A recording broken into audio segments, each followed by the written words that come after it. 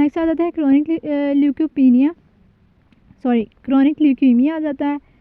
इसमें क्या है, मैच्योर लिम्फोसाइट्स पता चल रहा है, हाई WBC काउंट है मैच्योर लिम्फोसाइट्स का, ठीक है, ब्लास्ट वगैरह नहीं है।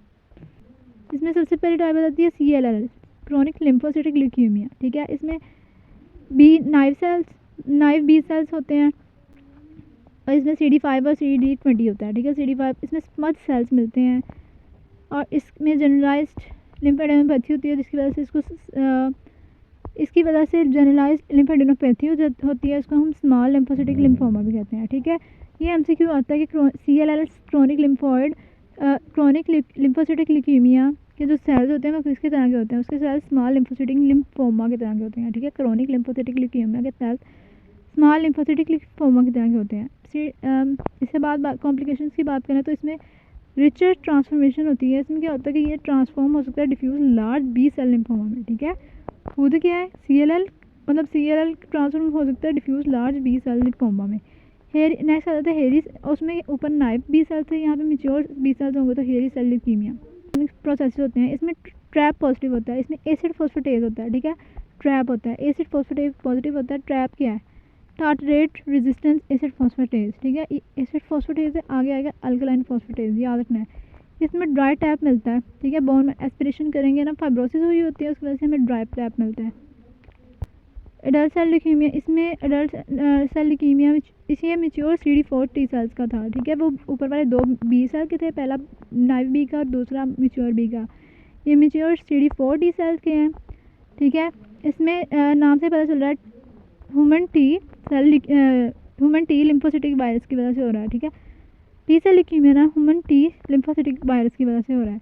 इसके क्लिनिकल फीचर्स में इसमें लिटिंग पास्ट आउट बोन लीजन्स मिलती हैं। नेक्स्ट आ जाता है माइकोसिस फंगोर्स, इसमें भी मैच्योर CD4 T सेल्स की होती हैं। और अगर तो न्यूप्लास्टिक सेल्स एपिडर्मिस में आ जाए तो उसको हम कहते हैं पोर्ट्रियर माइक्रो एब्सेसिस। एपिडर्मिस को इन्वॉल्व कर ले तो उसको पोर्ट्रियर माइक्रो एब्सेसिस, और अगर ब्लड में चले जाए तो उसको हम कहते हैं सीजरी सिंड्रोम। इसमें सीजरी सेल्स मिलते हैं, उसमें क्या होता है लिम्फोसाइट्स होते हैं जिसके कर्बरी फॉर्म निकले आए होते हैं। नेक्स्ट आ जाता है माइलोप्रोलिफरेटिव डिसऑर्डर्स। माइलोप्रोलिफरेटिव डिसऑर्डर्स में क्या होता है, इसकी भी कंडीशन एक्यूट ल्यूकीमिया की तरफ चली जाती है। इससे पहले मैंने AML में आपको बताया था, उसमें जो सिंड्रोम था डिस्प्लेस्टिक सिंड्रोम, उसकी कंडीशन एक्यूट ल्यूकीमिया की तरफ चली जाती है। तो इसकी भी कंडीशन एक्यूट ल्यूकीमिया की तरफ चली जाती है।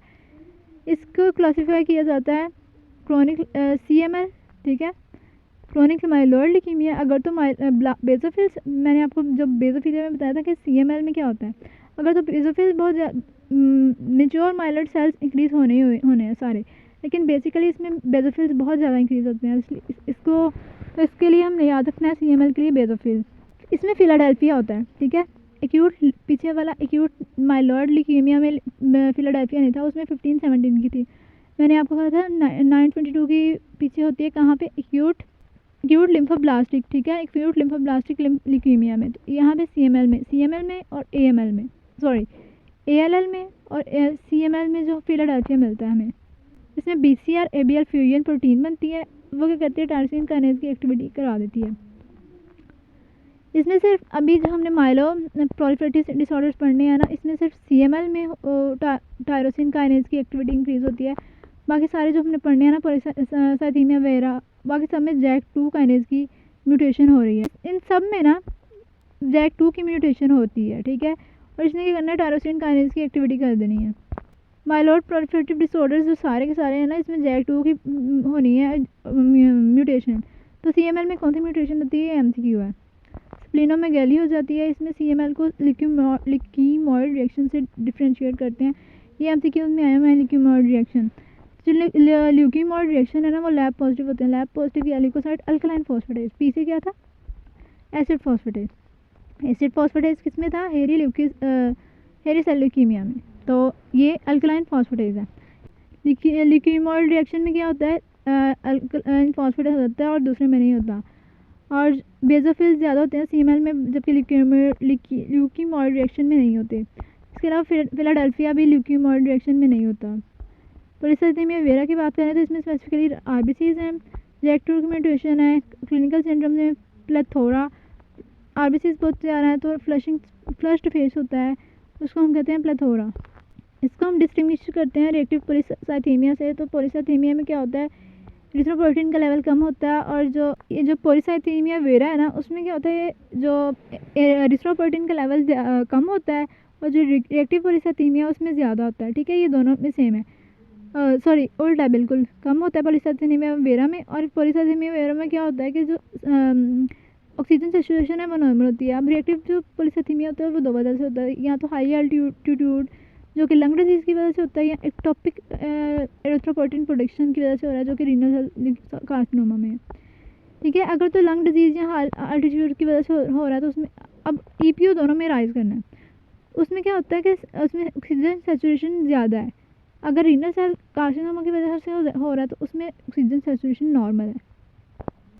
नेक्स्ट आता है एसेंशियल थ्रोम्बोसाइटोपेनिया। इसमें प्लेटलेट्स का लेवल ज़्यादा हो जाता है, इसमें भी JAK2 की म्यूटेशन है। नेक्स्ट आता है माइलोफाइब्रोसिस, नाम से पता चल रहा है। मेगाकैरोसाइट्स की स्पेसिफिकली इसमें प्रोलिफरेशन होती है, JAK2 की म्यूटेशन है। फाइब्रोसिस इसमें बहुत होगी। ऊपर जो एसेंशियल थ्रोम्बोसाइटोपेनिया उसमें फाइब्रोसिस भी कम होती है, एक्यूट ल्यूकेमिया की तरफ भी कम ही जाते हैं। इसके अलावा उसमें हाइपरयूरेसीमिया और गाउट के चांसेस भी कम ही होते हैं। माइलोफाइब्रोसिस में टीयर ड्रॉप आरबीसीज मिलते हैं हमें। नेक्स्ट आता है लिम्फोएडिनोपैथी दो तरह की होती है, पेनफुल लिम्फोएडिनोपैथी, पेनलेस होती है। पेनफुल जो एक्यूट इन्फेक्शन में हमें पेनफुल मिलती है, और जो क्रोनिक इन्फेक्शन होते हैं जैसे कार्सिनोमा, लिम्फोमा या क्रोनिक इन्फ्लेमेशन, उसमें पेनलेस मिलती है। क्रोनिक के 3 आगे से पैटर्न है। एक फॉलिकुलर हाइपरप्लेजिया होता है, जो फॉलिकुलर हाइपरप्लेजिया जो होता है ना, वो बी सेल रीजन होता है, उसमें बी सेल ज़्यादा हो रहे होते हैं। तो अगर तो रूमेटॉइड आर्थराइटिस HIV की वजह से है तो वो बी सेल रीजन या फॉलिकुलर हाइपरप्लेजिया है। पैराकोर्टेक्स हाइपरप्लेजिया, तो उसमें क्या होता है, टी सेल्स इंक्रीज हो रहे होते हैं। वायरल इन्फेक्शन में पैराकोर्टेक्स HIV, पीछे में HIV पड़ा है। ठीक है, HIV की अर्ली स्टेजेस में हमें बी सेल्स मिलते हैं। वैसे जो जनरल बात करें तो वायरल में हमें टी सेल्स मिलते हैं, जैसे इन्फेक्शियस मोनोन्यूक्लियोसिस। पीछे मैंने जब इन्फेक्शियस मोनोन्यूक्लियोसिस बताया था, उसमें आपको बताना भूल गई, उसमें टीज की ग्रोथ हो रही होती है, तो यही बात है इन्फेक्शियस मोनोन्यूक्लियोसिस।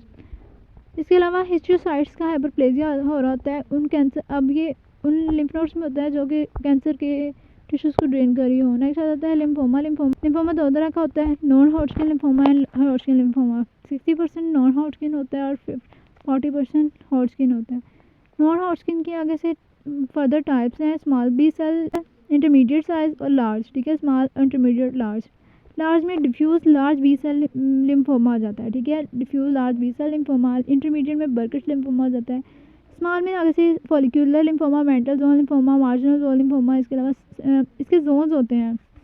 बी सेल्स कहाँ पे हो रहे थे, बी सेल्स जो लिम्फ नोड्स है ना, लिम्फ नोड्स के फॉलिकुलर एरिया में थे। तो ठीक, फॉलिकुलर फर्दर आगे से जोन्स होते हैं। मेंटल जोन होता है, मार्जिनल जोन होता है। जो मेंटल जोन में तो मेंटल लिम्फोमा, जो मार्जिनल में मार्जिनल। इसके अलावा स्मॉल लिम्फोसिटिक लिम्फोमा होता है।